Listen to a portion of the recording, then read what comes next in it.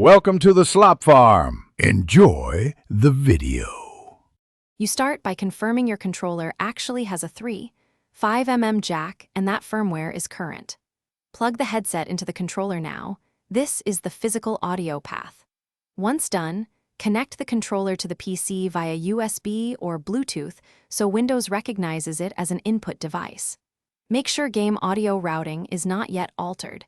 You want the controller to present its headset as an audio endpoint. This avoids software conflicts and sets up the one supported audio route.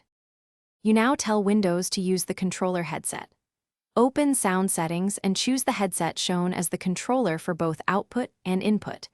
If it's not visible, disconnect and reconnect the controller or update drivers. The controller must be active.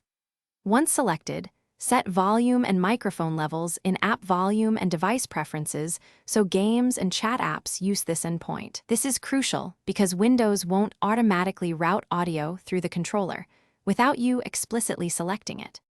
Finish by testing audio and voice in a game or a simple recording app. Speak and listen to confirm both directions work. If you don't get sound, switch to a USB connection and reboot the PC. Drivers often reinitialize that way.